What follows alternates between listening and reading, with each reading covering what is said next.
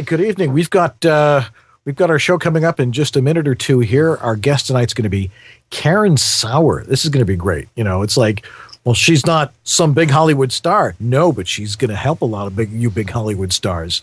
So stay tuned for that. You've got your Whittam's World this week? Yeah, it's going to be about acoustics. So I'll show some examples of products, my opinions on acoustic treatment, and we'll let Dan chime in about his magical VO Studio suit. That's right. And we're going to talk about some of the successes that Jorge and I have had this week in dealing with other people's studios, which is, by the way, what we do, in case you were wondering. Right. So stay tuned. We'll be right with you here on East West Audio Body Shop.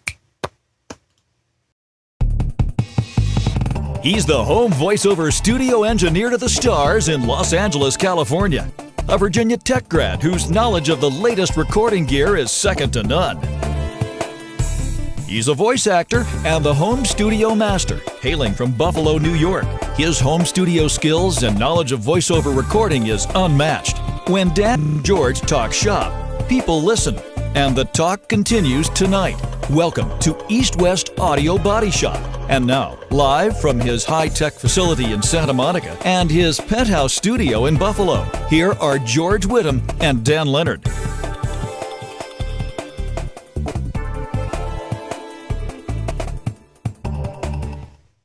Good evening. I'm Dan Leonard in the East. And I'm George Whittam in the West. And together we are East West Audio Body Shop. All right. You like the new mix I did for the jingle there? I dig it, man. A little more reverb. It's a little something spaciness to it. I don't know. I like it. I added some dimension to it. Dig it. It was fun. It's cool. I did take multi-track recording. I know how to do that. Anyway, welcome to the show tonight. And as usual, another fun, informative show. A pile of people have already showed up for this. I love it. Gotta love it. Gotta love the live audience. Gotta love seeing all our friends in the chat room. If you want to get in the chat room, how do they get in there? Well, it's like right at the top. If you've clicked into our homepage there and you've clicked into the live stream, it says chat now. Click on that and sign in there. And you can become part of the discussion as well. And ask questions of our guests and ask questions about us or of us, which we will probably ignore, depending on if they're interesting or not. But that's part of the great interactivity of the show. I love it. That's the best part about doing a live show is everything that makes it truly live. Warts and all, timing issues, little problems, but really it's about this chat room and how you guys interact with us, and it makes the show move along and keeps us honest. And that's right. It's also great to have you guys answer questions when I'm like, what is the answer to that thing again? I'll ask the chat room. Yeah, so somebody look that up for us real fast. Exactly. Yeah. So can I do show and share? A show and share? Yeah, like a show and tell. Go for it. Show. They call it show and share now. Apparently in middle or preschool. George, middle you have something to show and tell? They don't do it in middle school, do they? No, we really don't. All right, here's my new. I don't buy many tools that often, only when I absolutely necessary. But it seemed to be worthwhile to get one of these now, which I'll show you this thing. All right. It is a Boss Stitch finishing nailer, and it's a 2.5-inch finish nailer, so it'll handle up to 2.5-inch finish nails. Wow! Putting in a roof, or well, I'm going to believe it or not, I'm going to use this for installing acoustic panels. All those ATS panels. Mm-hmm. Instead of using the brackets they come with, which is incredibly tedious and frustrating. Right. The last few times we've done big jobs, we've used air nail guns to toenail in the panels. So like if you're doing a ceiling, you come in from the side, and with a finish nail, the nail head pops right in and it disappears practically. But what's cool about this, we usually use traditional air nail guns. So you have to have a compressor, and the hose, and the compressor's big and heavy, and it's super loud. Right. This thing has a battery pack, but it's also, that's just part of the way it works. There's also a gas cartridge that goes in here. So it's actually a gas-fired nail gun. And, there's warnings on, I don't know what's in the gas cartridge, but there's warnings saying things like it's highly flammable. So it actually, I think what it's doing is when you hit the trigger, it's literally making a tiny ignition and making a kind of explosion and blowing the nail in. But this thing is amazing. It weighs 4.5 pounds, this nail gun. I don't know if you've done much with nail guns, but if you're working overhead, this thing is going to be fantastic. So that's my toy, and I get to toy, tool, and that's it's your toy. I'm going to be using it with tomorrow to install panels in Rachel Ehrenberg's closet, so that John Taylor can come and do his morning shows live from Oxnard, from out where she lives. So, so he's calling it Holly Nard. Yes. No, not that. Yeah. Holly Cod, Holly Nard, Holly something. I only remember Oxnard from Johnny Carson because he said his tailor was Omar of Oxnard. Yeah, exactly. I remember that one. See, now if I want to hang up stuff, I just use my mustache push pins. It works perfect for little things. It's perfect, yes. Brilliant, man. Did I show some of the stuff I got last week? Here are mustachios. They are sticky notes. Awesome. Mustachios. And of course I showed the bag clips, the flavor-saving mustache bag clips. I've got my mustache attached to my banner up here. I see that. That's very, very nice. Well, all right. What do we do this week? We've got Karen Sauer's going to be on the show a little bit. Yeah. And she's going to talk about keeping your voiceover business organized. That's important because people like me who are in the voiceover business and about 10 other businesses, how do you keep yourself organized? Great tips for doing that. And she's professional. She is a voiceover administrative assistant. Right. Pretty unique and niche market title. But she's going to talk about that. Now, we've had some interesting stuff go on this week. We've both had home studio successes. You know, I mean, we get them every week, but there's every now and again you get a few of those aha moments, like, you know, someone sends in a demo of something and you're hearing, right. What is going on in there? And, you know, and you have to troubleshoot these issues. And then, the way you troubleshoot them is by asking the right questions, like, what microphone are you using? And this particular client had a one of our favorites, the Shure PG42, which is a USB condenser mic and one of the top of the line condenser mics. So why is it going shh?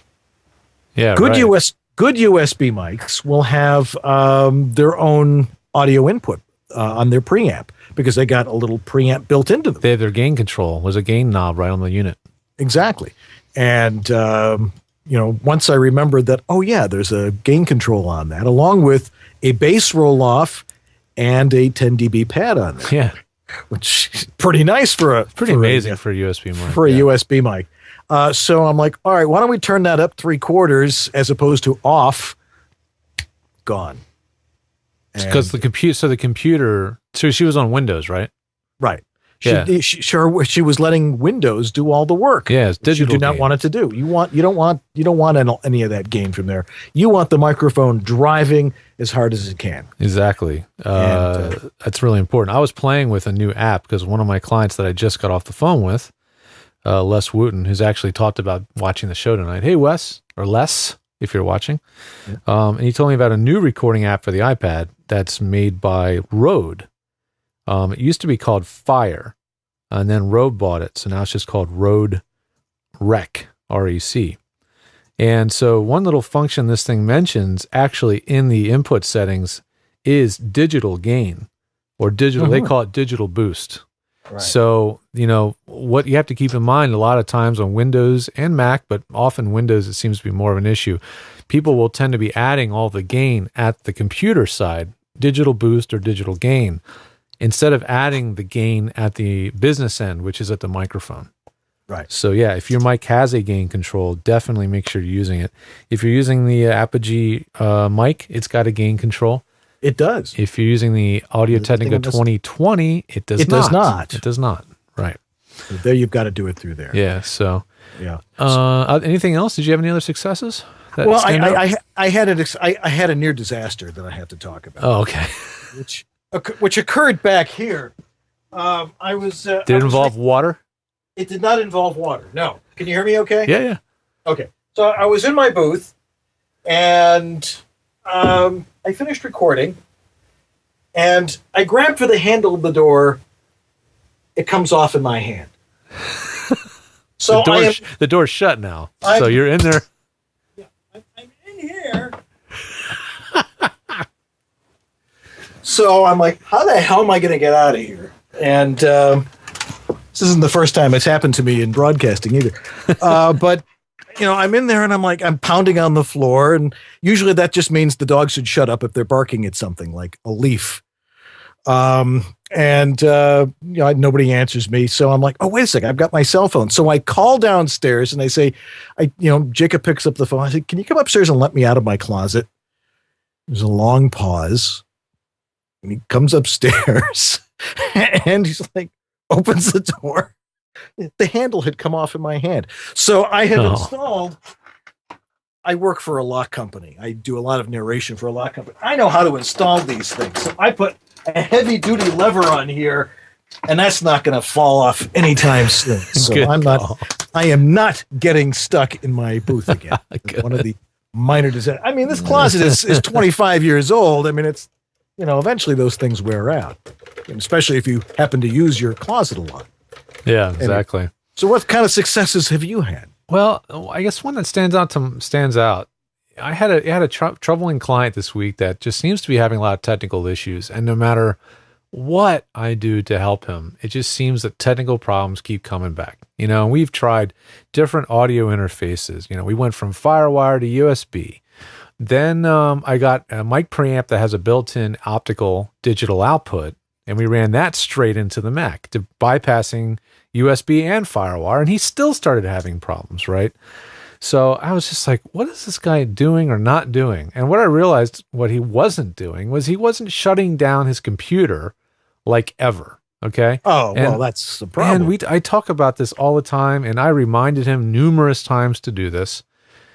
Yet he wasn't doing it. And I realized probably the reason he wasn't is just out of convenience, which is a nice way of saying laziness. And it's lazy. When you want to leave a lot of windows open and not have to save stuff and remember what you had open, you tend to want to leave your computer on all the time. And I will absolutely admit I'm guilty of this. I leave my computer on all the time. But I shut it down before I do anything mission critical, like the show, for example.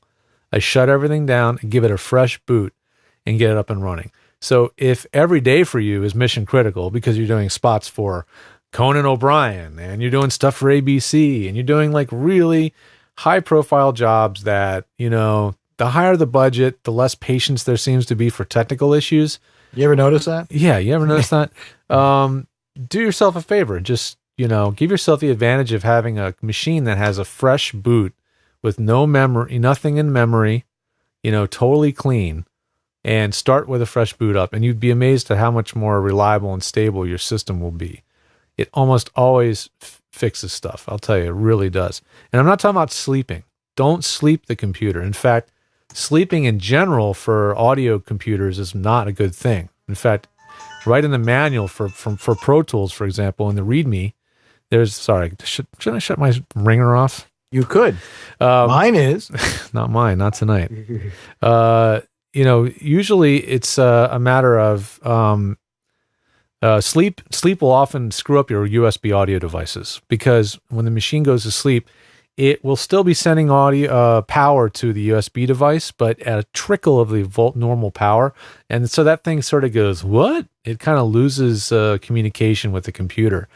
Then when you go to record on it next time, it doesn't work right. It acts funky. You have to unplug it, plug it back in. So Shut it off, boot it up, problem solved. So that was the big revelation this week, so everything else was just little things, but that was a biggie. Well, a lot of little things add up to a lot of things. And they all add up to experience. And, you and I are probably do more home studio stuff than anybody else on God's green earth and on this little blue planet. And it's amazing the things that we find. And, there are certain commonalities, and then everybody's room is unique. So we never know what's going to happen there. That's right. All right. Well, we've got more coming up. We've got, Karen Sauer will be with us in just a little bit. We've got Whittam's World and a little promo for something I got going on tomorrow night. So we'll see you in just a minute. So don't go anywhere.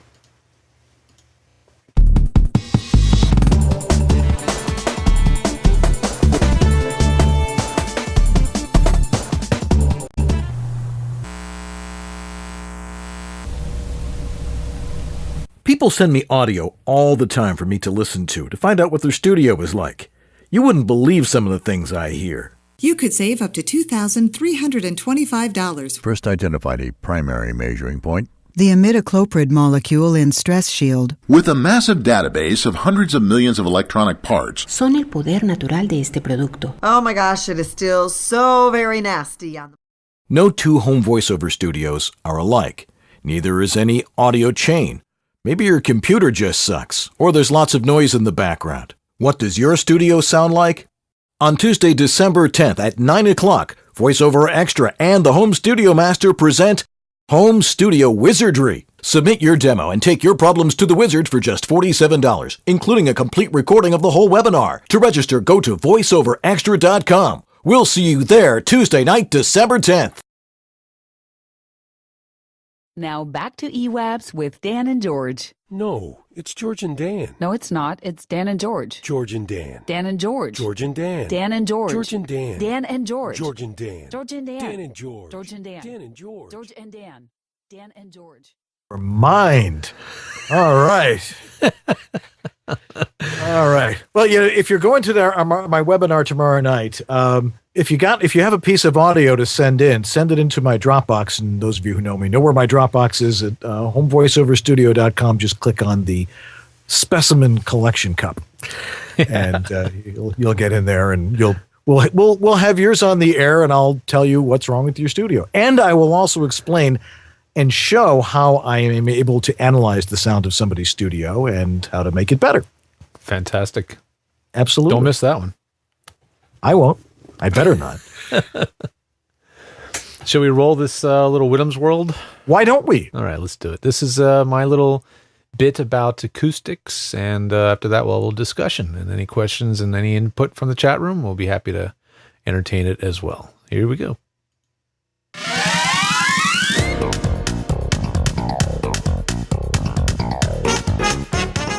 Hi, this is George Whittam reporting from Whittam's World.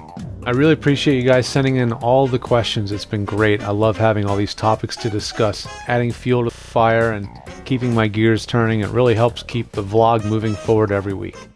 So I've got a couple questions this week that are related, so I thought I'd group them together.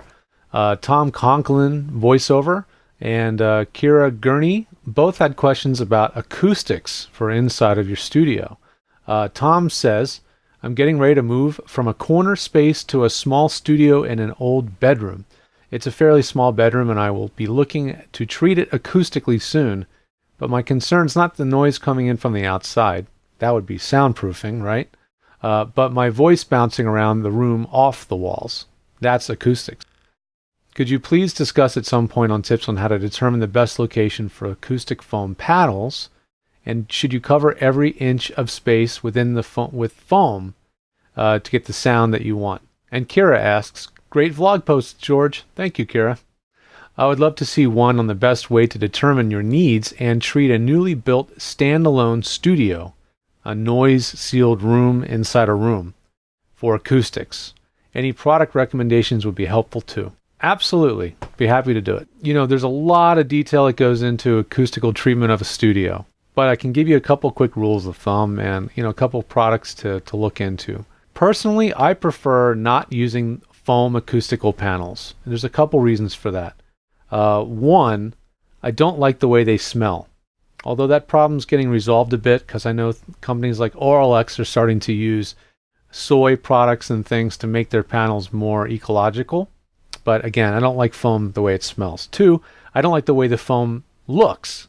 It looks so garage band or, professional recording studio, and it'd be nicer to have it feel more like a home studio, be more comfortable. So the looks of foam, not so great.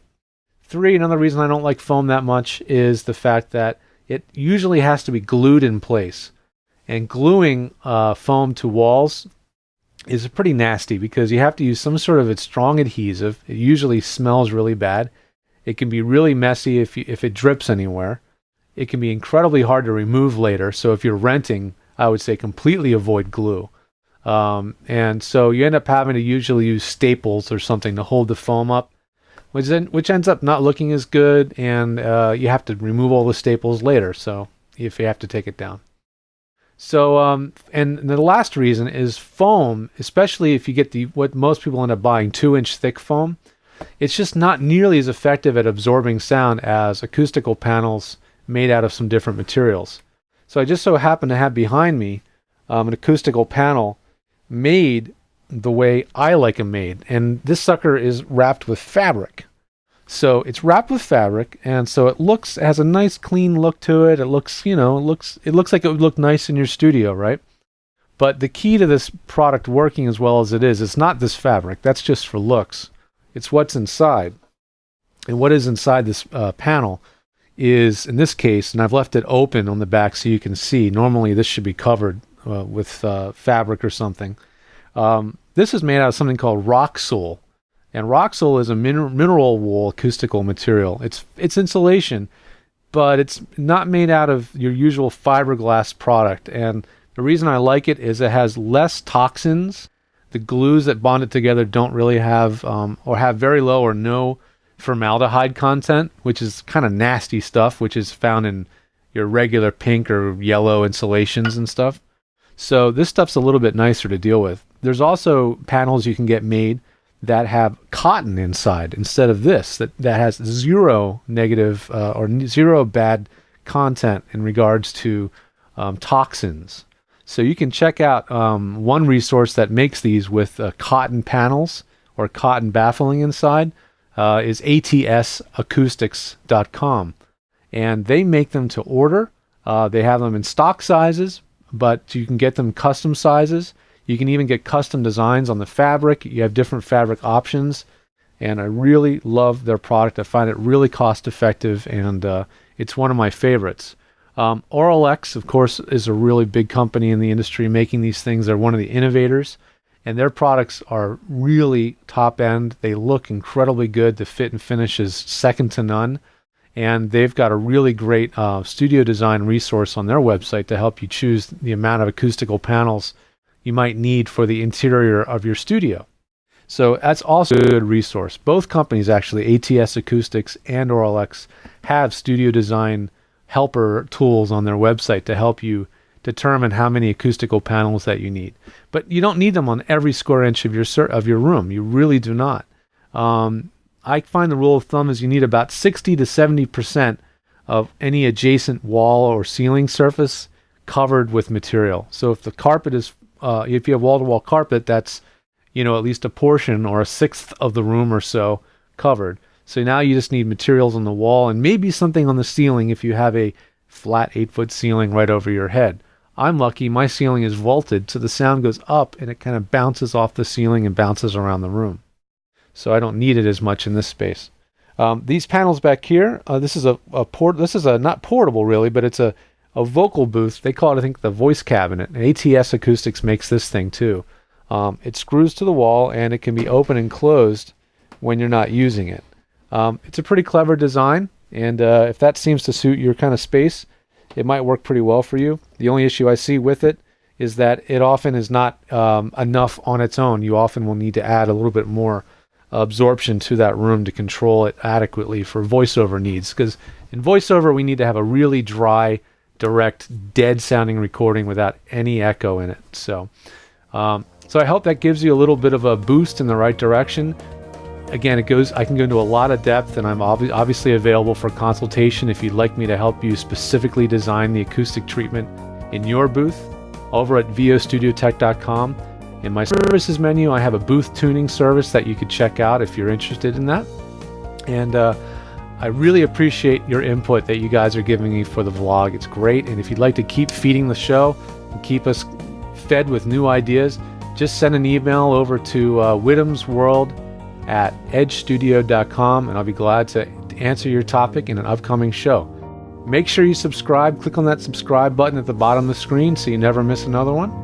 And I look forward to seeing you next week. Thanks for watching.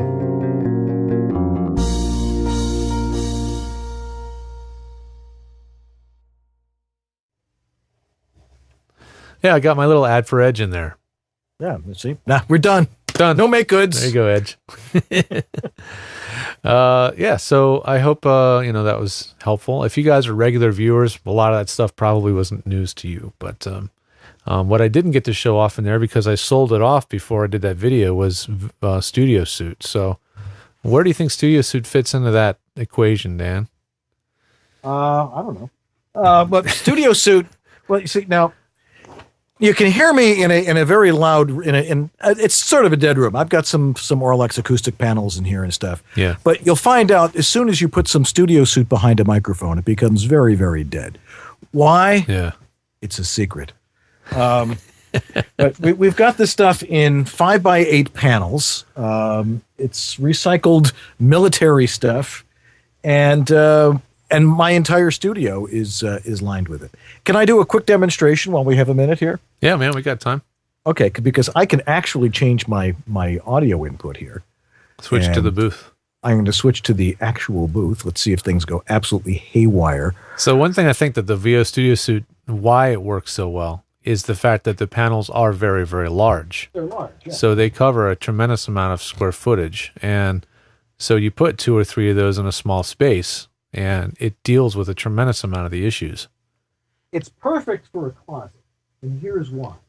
And I should play the video from today when we were sanding the floors in here. But anyway, we go into a closet, and now you can hear how incredibly dead it is in here. And it's totally neutral. I believe in having a totally dead room because you can always add ambiance later.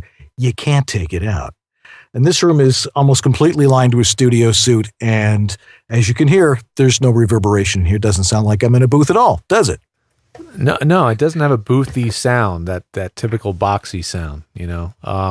Every small space does have a little bit of a booth characteristic because it has a little bit of bass reflex because it's a small box. And so you'll get a little bit of that. So I usually will tell people to high pass filter their recordings if they're in a small space, or pretty much always high pass filter everything, because in a house or an apartment, you always have low frequency crud, you know, that you want to get rid of. So, yeah.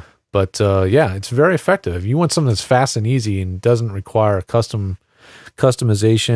and lots of hardware to install, I mean, that stuff works great. There's no question about it. Chris, we're having the kitchen floor resanded right now. Oh, yeah. You sent me a sample earlier. Did you hear the sample I sent back after I processed it? No, I haven't heard that. Okay. I figured you throw a noise gate on it, it would be fine. Exactly. Until he's like right underneath my booth. Yeah. And it's like, yeah. Yeah, but the floors are going to look nice, and it's been an awful lot of construction around here the last month or so. So nice. All right, enough chit chat. We want to talk to Karen. Yeah. Not that this isn't fun. I mean, this is why people come. They want to hear you and me talking shop. I love it. That's why it's East West Audio Body Shop. We're going to keep doing it. We're going to keep doing that. But Karen Sauer will be joining us in just a minute, and we've got lots of interesting stuff to talk to her about. So stay right where you are. We'll be right back on East West Audio Body Shop.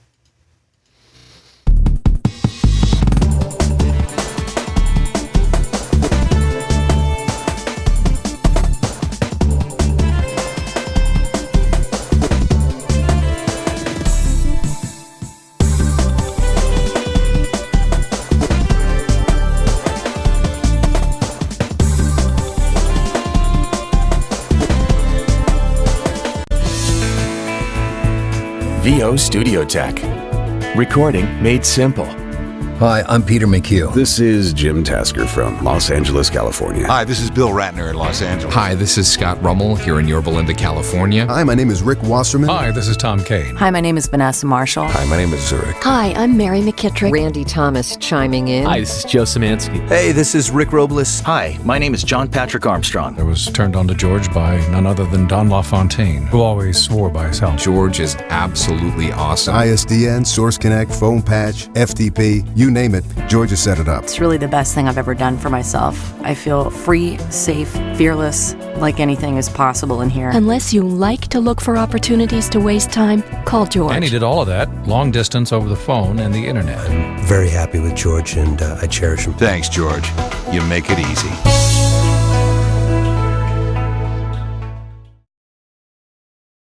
And now back to the only webcast done with 2 cans, 2 geeks, and a string.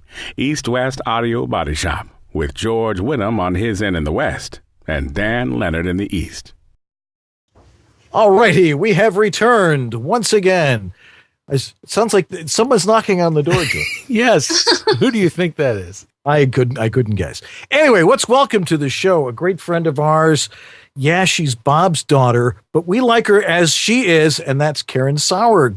Good evening. Guys. Joining us from North Carolina. Hey, How guys. are you tonight? How you doing tonight? I'm doing great. How are you guys? We're just wonderful. If you've been watching the show, it's like it's Apollo 13 every week.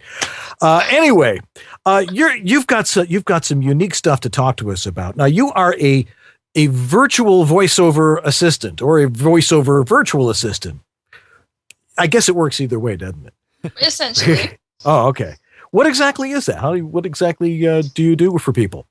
Well, I do a little bit of a lot of things because I find that a lot of voice talent don't have time for everything that they need to do. So I'm able to do a lot of clerical tasks, specialized tasks like research for new clients, new contacts. I've done a great deal of data entry into people's CRMs. I do audio editing and audio proofing as well. And pretty much any assistant type task you can think of, except for sales calls. That's the only thing I don't do. But other than that, there's not really any limits on it. Well, we need to get married because my wife won't do any of that crap. Exactly. I'm in the same boat, man. I try to get Amy to do some of this stuff. All right. I bet that's important stuff. Now, you've got a few things that I'm sure you can share with a lot of people. Like, how important is it to put just as much attention into the operation of your business as it is the technical side? I mean, we all are, we talk about technical stuff here, but you talk about the business of voiceover. I think it's absolutely vital because if you don't balance all those parts, you may have the greatest training in the world and a wonderful sounding booth, but a crappy marketing machine so nobody knows who the heck you are. Good point. You may not have your contacts organized so you can say, hey, it's, client number 7's birthday. I should send him a little note. Just little details like that are the difference between, making a decent living and making a great one and a great impression, There's no question about that. I mean, organization is a tough thing, especially if you're disorganized, like I am 90% of the time. But I'm running a pile of different businesses here. How do you get people to organize themselves? Obviously, as you were saying, that you use client relationship management, and you keep a different account for all the different people you're helping. So there must be a lot of stuff going on there in one day. There is. I definitely am always working with multiple people on multiple projects. And as far as people organizing themselves, I find that everybody has to come up with their own system, and I kind of have to adapt to the way that they do things because every talent does things differently. Every talent has to, one talent wants, every breath in their audiobook reduced. One talent wants a tag put on every one of their CRM entries. It's very much adapting to the moment, to the situation, to the talent, and trying to help them see maybe different ways of doing things, which can be challenging, but I try to help out when I can. Well, what are some things that people can do to try to get themselves a little bit more organized? I find writing things down doesn't hurt. Yeah, writing things down is a big one. For me, actually, it's that individual thing because, like, for me, if I type out a list, it doesn't do it for me. I can't remember the typing. But if I handwrite out a list, for some reason, that's the little trick with me to remember the things that I need to do. It's finding what things work and sticking with them and making it into a system, getting it into a habit, because it's like developing habits, developing repeated actions that can help you keep going along with it and keep maintaining that level of organization with your business. Some people have different programs that they prefer, like Nimble, for example, is a CRM that a lot of people like, but, somebody else might not care for that. And it's, like I said, it's a very individual thing based on what actually helps, and don't be afraid to try something new. Define real quick what CRM means. Yeah. Client relationship management. It's different kinds of software that people use to keep track of the names, the addresses, the emails, the company names, titles, everything that are involved with people and who they work for. So, while we're on the topic, that was one question that popped up. Just it was the first question, and you just jumped right over. And you were talking about it, but do you mind expounding slightly on CRM softwares? Do you recommend them, and which do you think is good? I haven't actually personally used one because I haven't really had a need to up to this point, but I'm actually moving towards using one myself. I've worked with, I haven't, like I said, I have heard great things about Nimble. I haven't worked with it directly. I have worked with FreshBooks. I have worked with, why can't I think of what that one is? It's called like Basecamp. Basecamp, yeah. That's it. It's like there's a whole tier of like separate sites under Basecamp, and I can't remember all of the names, but that's they're like all a collaborative tool too, right? Yeah, because that's what I ended up creating an account to work with the guy who had a lot of data entry for me to do. But what else have I? Can you use Google Drive or Google Docs in any ways to help with CRM?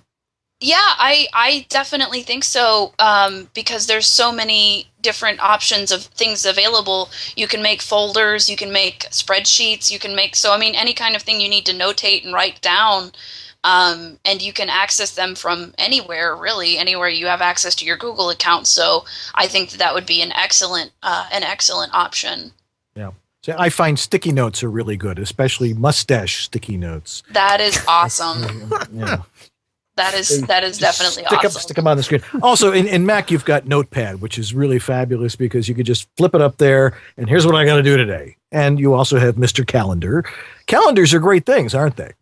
Definitely. I actually recently started using a dry erase board calendar. That's helped me out a lot because, I have a calendar in my phone, but, this is a visual, like I can see, okay, today is this, and I have a due date over here. Okay, I have, you know what I mean? It's a more visual thing for me because that's how I process things better. And that's helped out a lot, a little trick of my own. And that way I can look not only with this month, but next month. And right.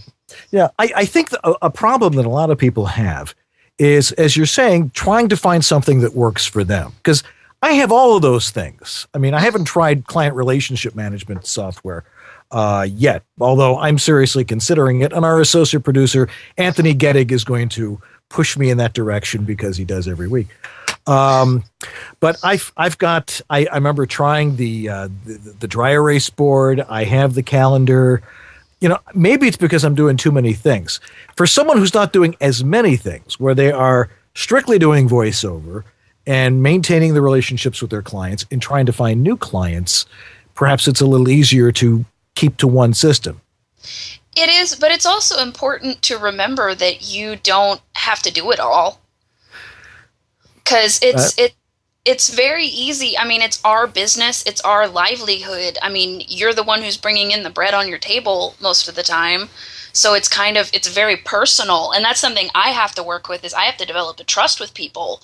Because if people don't trust me with their audio, if people don't trust me with their passwords, if people don't trust me with their things, sure, then we can't work together. But the thing is, you have to remember, you don't have to do everything. If you can let go like that, it can make a big difference, Yeah, and that's probably the case. A lot of people don't want people to know what you're doing. I don't think my wife likes to know everything that I'm doing in here. But, well, somebody mentioned it somewhere along the way, and this is the term that really resonates with me, is that you have to become a mini CEO of your company.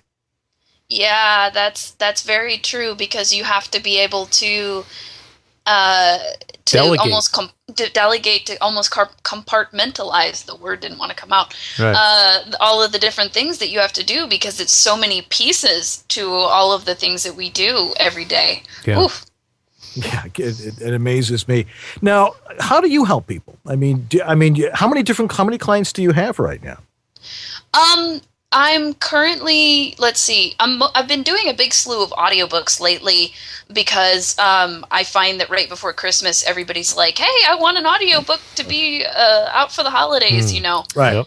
But I mean, I have, well, regularly active clients, probably about a dozen people I've worked with that like have come back.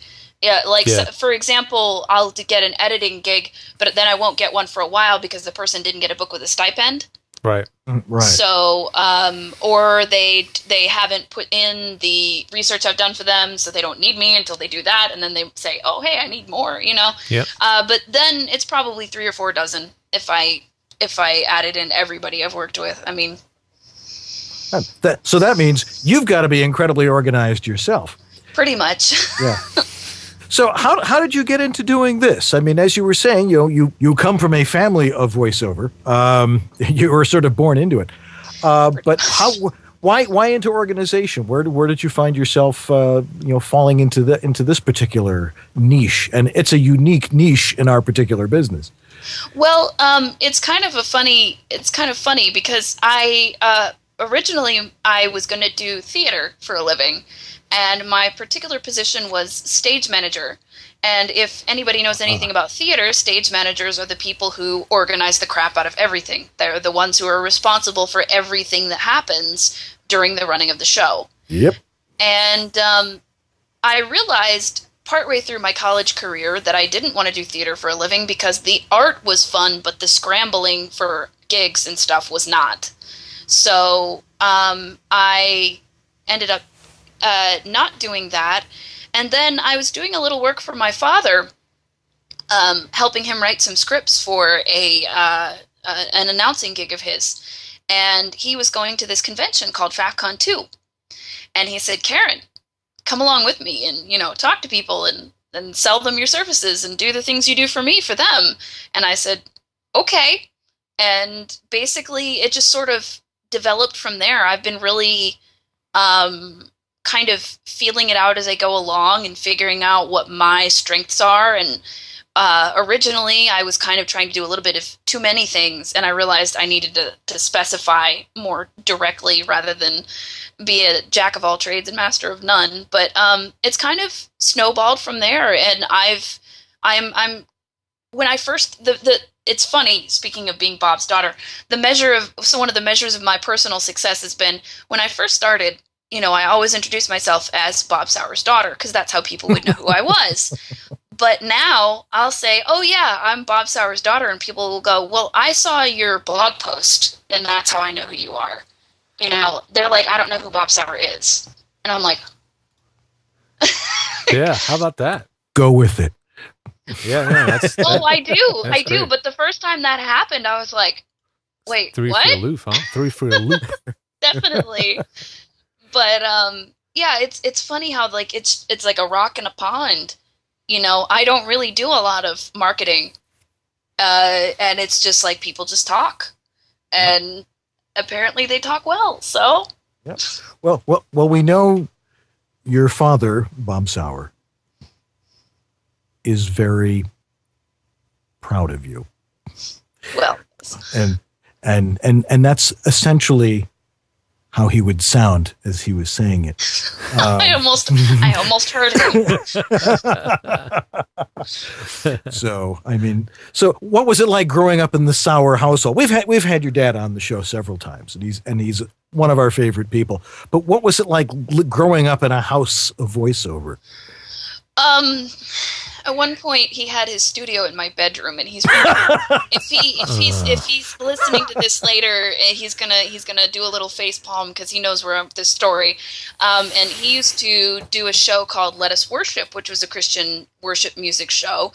And I remember at like maybe 10 or 11 at night hearing him edit it, and I still twitch when I think of it because I heard him say he was going over and over one little bit, and he was going let us worship, let us worship, let us worship, let us worship, and I just gets to me, and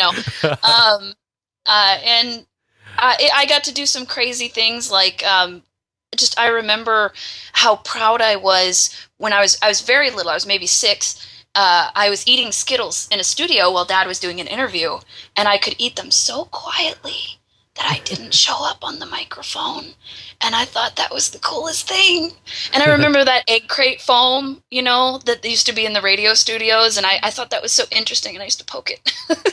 Just lots of unique experiences, lots of great memories, like getting to grow up around microphones, getting to do commercials, getting to meet some of the Christian artists my dad did work with. It was very... It was a special way to grow up, I think, and definitely a unique view on the world. And the work that we do, it's one of the reasons I do what I do, because I have such a unique view on it. Yeah, well, we've got lots of people in the chat room are commenting on how great you are at what you do. One of the things that you do is editing. Now, editing is something that I take a great deal of pride in.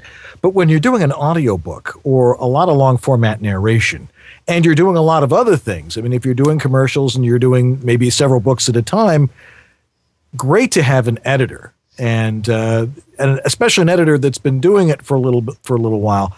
But you've got to understand, when you start editing somebody's stuff, you've got to understand that person's style. And because, I mean, as we're reading an audiobook, you sort of like take on the personality of the author or the characters that are in there. Obviously, when you're editing somebody else's material, you've got to sort of do that, don't you? Oh, yeah. I started asking fairly soon after I did a lot of audiobooks for samples of people's own editing, so that I can kind of try to get a sense. I mean, some people are mouth noise Nazis, and they want every little click gone. And some people, they sound like they're chewing popcorn while they're recording. And, I mean, I have to learn what they want, what their standard is, and try to adapt to it as best I can. Yeah, it's very important to adapt individually and to get a feel for their rhythm, because everybody reads differently. Sometimes people have enormous pauses, and I have to learn the difference between an enormous pause that's supposed to be there and one that should be tightened up a little bit. Just a little bit. That's right. Well, it's a great service that you offer to do that. And do you do proofreading too? I do. Actually, I really like proofreading because I happen to be able to read really fast, so I can actually tear through a whole book in a few hours, and it's fun to use this like random little skill of mine to tear through the book. So, oh, absolutely. Do you have a website? KarenSauer.com. Oh, come on now. I mean, we're getting a few in the chat room at voiceoverassistant.com.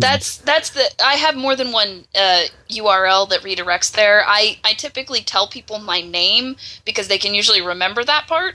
If you Google my name, my website's the first thing that pops up. So that's why I use my name to send people directly there. Okay, great. Smart. Yeah. If anybody else has a question for Karen, just throw it into the chat room, and our assistant producer Anthony will throw it to us.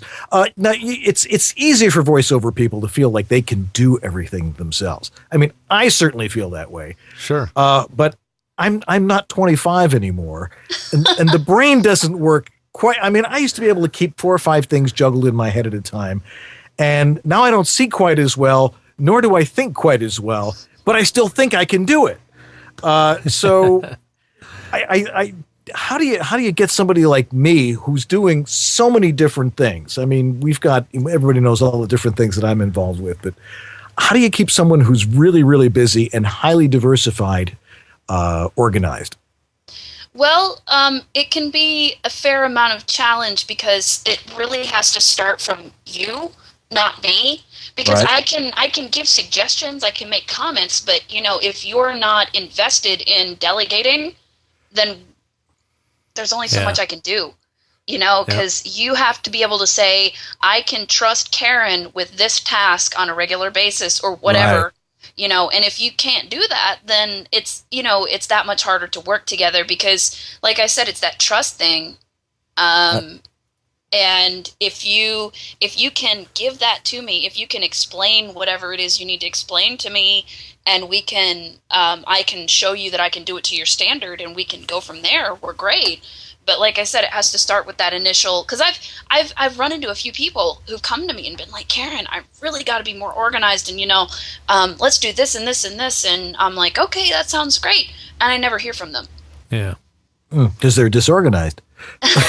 That's the cruel irony of getting someone like you to work with somebody, is that if you have a propensity to not follow through or procrastinate, or you're just someone that's just so disorganized, the likelihood of someone like you getting into their lives and starting to work with them is even less. It's just the irony of it. So you have to be even more driven and more persistent to get them to start working with you.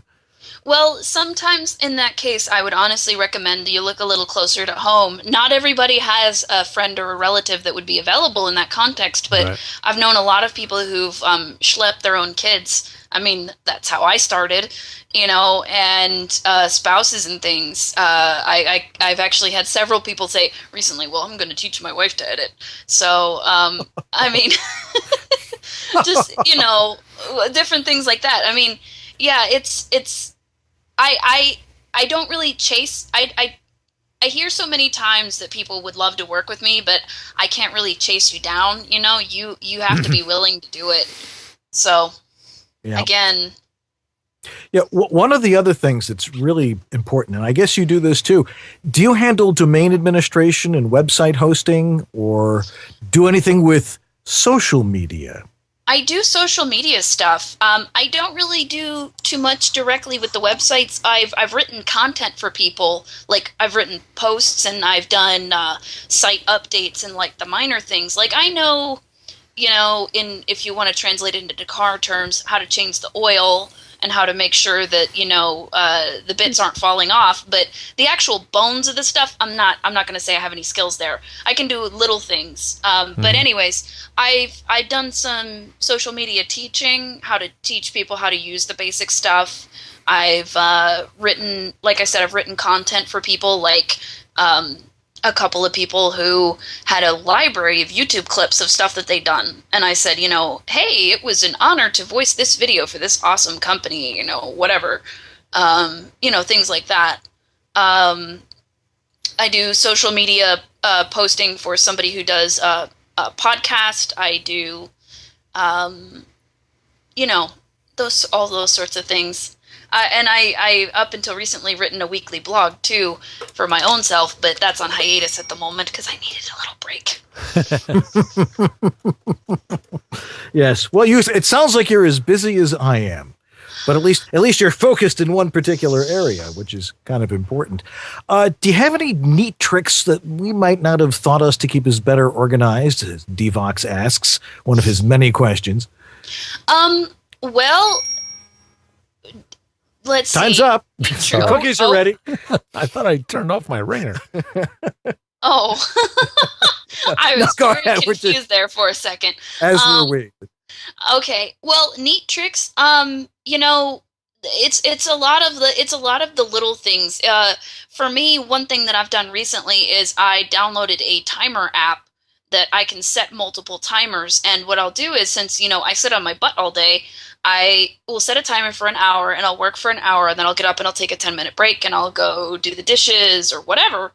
And that way, it's not only is it better for me in the body sense, it's also better for me in the work sense because I get a chance to take a break and like refresh mentally. So you'd be amazed at how much that little stepping away for a couple minutes will really help you refresh your energy, refresh your motivation to just, whether you're editing or whether you're obviously you don't want to stop in the middle of a voice track, but you know what I mean, to come to the next piece that you have to voice, some things like that. It makes a big difference if you schedule those breaks, because it's easy for us to sit there for 3 hours, Oh, that's and then not realize 3 hours, 6 hours, 10 hours, whatever. Yeah, I mean, many hours. Man, scheduling breaks, and we were talking earlier about using calendars and writing things down. I use my calendar like a those puzzle games where you have to put all the things in order or make an animal, and you have to slide the little pieces around a little plastic thing. That's how I use my calendar sometimes, because I will sometimes either procrastinate something, or something else will come up that's hot. I call it juggling, the hot irons, and one fire is hotter than another. Oh. So that ends up preempting something. So that thing you should have done, you didn't do. It needs to get done later. So instead of just making reminders all over the place, I will just move it in the calendar. And things like Google Calendar and iCal and stuff, very easy to click and drag an entry and just move it down the day. And so you make sure you're always making holes for everything, but include lunch in there and include breaks in there. I mean, it sounds anal, but man, it's worth it. Yes. Yeah, you almost have to be that anal because you're your own boss. You're the only one who's going to give you a break. Yeah. You know? And I rarely do, or do it too much sometimes. At the end of the day, you're toast. You're just fried. It's a balancing thing. Not too much, not too little. Yeah. Do you ever? Go ahead, Dan. Sorry. No, Catherine was asking, what was the timer app you found?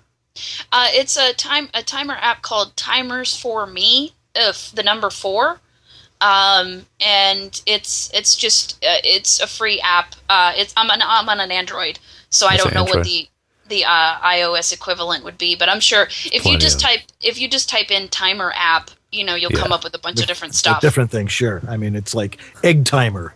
I mean, there's lots of good ones. There's an app for that. Yeah. Pretty much. Yeah, there is. George, you had another question? Well, somebody mentioned this thing called NeatScan, Paul Hambrick. Yeah. Do you ever use or tell people or to try using these scanning devices? I think that they make something called Neat Receipts, something where you shove your receipts into the document feeder and then it scans them in. I've heard of those. I've heard of those sorts of things, but a lot of people use them for business cards. Something I think called like Card Munch. I personally have never used those, but I can imagine how useful they would be. I'm a little old-fashioned in terms of keeping track of documents and stuff because I have like a spreadsheet and a bag full of receipts. Mm-hmm. But it's that whole like individual thing, making something that really works for you. Because if that works for you, then awesome. Yeah, good stuff. Go ahead. For organizing business cards, of course, Deb Irwin came up with this great one at FAFCON. Just put them all in a key ring. Yeah. Oh, look, there's your dad's card right there. I have a 2-drawer filing cabinet for business cards, and it's totally packed full. Wow. It's a little tiny filing cabinet. Just in case you don't think I don't keep your card. Anthony Gettig also says, what tools do you use when you're collaborating or, working with your clients? Do you have a preference? Do you use Basecamp or Dropbox or Google Drive or something like that with your clients? It depends on the client. I've often used Dropbox. Dropbox is a personal favorite. Mm-hmm. I often also use WeTransfer.com because for some of my less technologically able clients, it has a very simple interface, so they can usually send me files without a lot of trouble. Because sometimes people have problems with Dropbox. And it really depends on what we're doing. I try to work with whatever they are comfortable with, because there's we all come from such different backgrounds. Everybody has a different level of technical knowledge and comfort, so I find my best strategy is to work with them based on what they are used to. Right. And if they're not used to anything, then that's probably almost maybe better in some ways, because now you get to build it from scratch, and make it the best way the first time out of the gate. Yeah, I haven't run into anybody like that yet, but that would be kind of a refreshing moment. Great. Well, Karen, thanks so much for being with us tonight. This has been absolutely fascinating stuff, and stuff that I guess a lot of people don't really think about because they're too busy wondering about what's buzzing in their audio. To the ground and to the grindstone all the time, And they are, and it's like, well, you gotta make it happen. So we really appreciate that you're doing that. Once again, how can they get a hold of you? KarenSauer.com.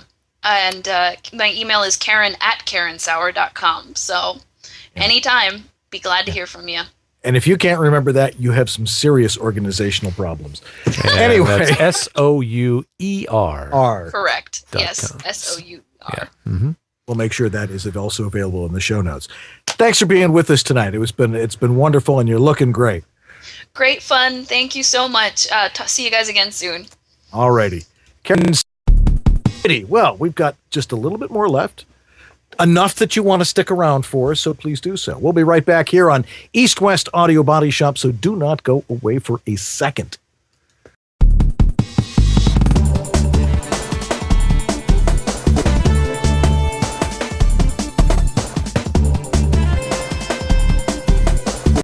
VoiceOver Extra, the voiceover industry's online news, education, and resource center 24/7. Hundreds, probably thousands of free how-to articles for voiceover success, ranging from home studio to voice acting to business. A free voiceover industry directory, calendar of industry events, resource links, a store, and much more. Bi-monthly webinars on all topics of voiceover, free subscriptions to newsletters, reports, announcements, daily news, and features at voiceoverextra.com.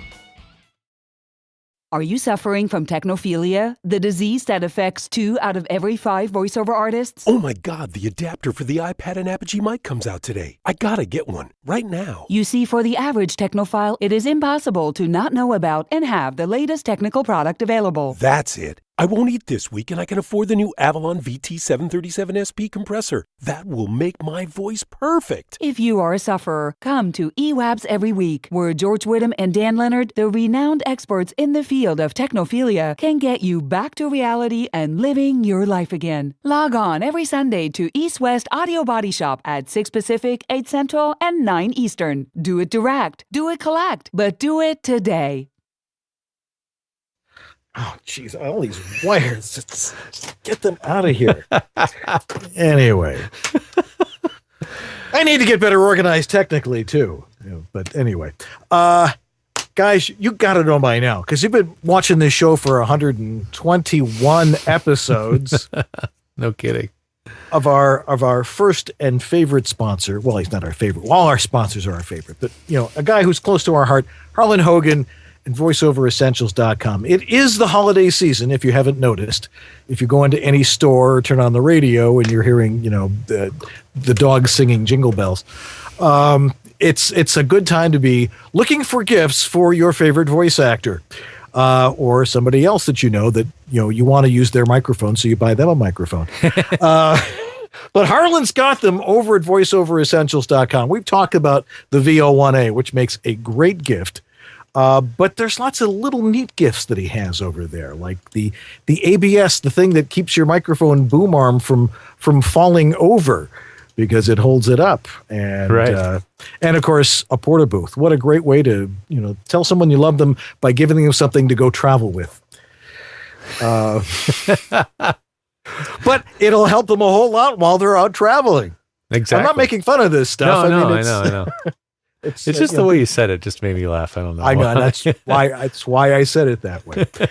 But anyway, go on over to voiceoveressentials.com, because you just got to sort of go through this menu of great stuff he's got there and say, my friend, the voice actor, would probably really like one of these. Yeah. Or, I didn't get one of these myself, so perhaps I could buy one for myself. And there they've got it at voiceoveressentials.com. So go on over to voiceoveressentials.com. Look at all the stuff there. If there's something you want, buy it, because it's all at a great price and some of it's very unique. And if it's for somebody else, it's at a great price and they got lots of stuff that's unique and you can buy it for them. But just tell them we sent you. Exactly. That makes it easy. So go on over to voiceoveressentials.com. In case you didn't get the URL for that, it's voiceoveressentials.com. Harlan Hogan, all the voiceover stuff you could ever possibly need. And if he doesn't have it, you don't need it. To steal from Garrison Keillor. But anyway, that's the word on voiceoveressentials.com. So go on over there, especially this holiday season, and get your favorite thing for a good price. Thanks, Harlan. Really appreciate your support going way, way back. It's from the very beginning. The show would not have been possible without him. That's right. All righty. Let's see. Well, we got to thank all our sponsors. That's right. Like Harlan and VoiceOver Extra and Edge Studio. And make sure you follow us on Facebook and Twitter and subscribe on YouTube. Folks, look, if you can't make the show, I send out an invite every week. You're probably noticing even more of them, which is why more people are actually showing up to this now. If you get invited and you can make it, please come and show up live. We love having you here. We love having you in the chat room. Mm-hmm. But we are available. All 121 episodes are available on YouTube. So if you missed my talking about, different types of microphones, or George talking about acoustics, or this, that, or the other thing, it's all there. So all you have to do is go over to YouTube, go over to the EWABS channel on YouTube, and it's all there. That's right. And if you don't find it under EWABS, you might find it under the channel Dan Leonard. Don't ask why. Yeah, I know. It's a funny YouTube thing. If you type in EWABS in the YouTube search, and then any topic you can think of for a home studio, right, you'll find an episode about it. Right. Also, if you want one of these, the official East West Audio Body Shop clickers. That's right. And if you've asked for one, it's on its way. Trust me. Mm-hmm. Great way to make sure you mark your audio. If you make a mistake, you do that. Puts 2 nice big lines in it. $5, and we will send it to you no matter where you are. This thing may seem silly, man, but I tell you, I've told people about this thing, the idea of using a clicker, and they're like, "Oh my gosh, that's brilliant!" And when you see like the distinct marks it makes in the file, I mean, it couldn't be more pronounced. You sit down and you see that dash in the file, and you know exactly where the edit is. Yeah, because usually it's like it's 2. Mm-hmm. And that usually helps a lot. I mean, you can hit the M key on your keyboard, but but if you don't have the keyboard in front of you in the booth, if you fly without a keyboard, or you don't want to have the computer or any of that stuff involved, man, this is the way to go. Yeah. I wonder if Carol Spencer Morgans has shown up by Mari Warrior Battlecraft yet. We've sent it to us. I had to fill out customs forms to send these to Australia. Isn't that ludicrous? So I'm like, this guy in the pose, here, got to fill out a custom form. They're clickers. Fill out the form. So, oh man, they're on their way. Trust me. We'll send them anywhere in the world, and I will fill out the customs forms. They're $5. We've got is the thing still on the still on our website? Yeah, it's still on the front page. Front page of our website. You see it there. Click on there. You can order one. Everybody needs to have one, because when we run out, they'll be worth a whole lot more because they're collector's items. And we'll probably have new logos because we are taking logo submissions. Oh, that's right. For new logo ideas. So we've only gotten one so far. Yeah, we need to get that ball rolling. But before you put your time into logo submissions, you better make sure you go to the EWABS.com and fill out the EWABS Best of 2013 Viewer Submissions form and tell us what you guys want on that last show, because I'd really like to get those in by December 15th, so I have some time to put all that together. So this is the week to do it, guys. So don't drag your feet anymore. Let us know. Go to the YouTube channel, jump around, look for stuff that you remember being funny, and let us know what you want. We'll put it in there. Yeah. Somebody suggested the assembling the studio suit booth at VO Peeps at VO Peeps, which I thought was actually pretty good. Yeah. After watching that one again, I think that one's worth throwing in there. I agree. that was a lot of fun. But we've had some great guests on here who've said some great stuff. We've had some very interesting times happen. Lots of digital problems that are going. Size requirements. We don't care. You can put it on the side of a building. We don't care, as long as we're looking for a good logo. Yeah, that's the most important thing. Yeah. But for the best of show, we had a great time with it last year. We've done an awful lot of shows this year. There's been a lot of great moments. Just sit down and think, as opposed to whatever it was you were planning on doing tonight, and think, what was one of the best shows that they had this year, and what was a moment that was really fabulous. And go into YouTube, find the exact time, list it down on our webpage, because we have a spot there, do we not? Yes, we do. Right on the front page is a very simple form. 3 fields, type them in. You've thought of everything. And we'll get that on, because we want to put an hour of some of the best stuff in there, and we need you to do it, because we know it was good stuff, but we don't want to make all the choices. We want to have the stuff you want to see. Exactly. All right. So who's on our show next week? Do you know? Because it's not on the show notes. It's not on the show notes here. Catherine. Catherine. Yeah. Are you in there in the chat room? Tell us. Tell us who's on next week. Let's see. Next week is somebody was coming on. Yeah, I know. We had people booked through the end of the year.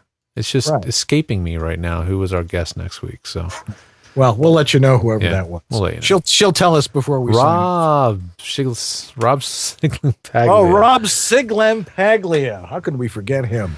Thanks, Kathy. Yes. So, we'll talk about end of the year tax strategies and stuff. Yeah. Which would be good. Because we had our business manager and our accountant over here last week. Mm-hmm. And she's like looking at, all right, you recorded the income, expenses. You really need to learn how to put down the expenses. They're like, well, I got receipts. They're. I got a pile of them here too. I know, but just enter them in QuickBooks, and life is a lot better. Yeah. Speaking of organization, and then December 23rd, Jason reminded us that we're having a holiday hangout. So a holiday hangout. We're doing a hangout from my folks' house. That's right. You're going to be in Philadelphia, and I'll still be here. Mm-hmm. And my apologies to the folks in Toronto. They have their VO and TO meetings the first Tuesday of every month, and I said, I'll be there. And I'm like, wait a second, that's a Monday night. Oops. So I couldn't do that. They should know better. How dare they? I know. So so Pat will come home and see that in replay and go. I'm sure they had a great time there. They had the 3 Amigos there tonight. I'm sure they were putting on a great show because they're great kids. Yeah. See, now I can say, now that I'm rolling down towards 60, I can say that.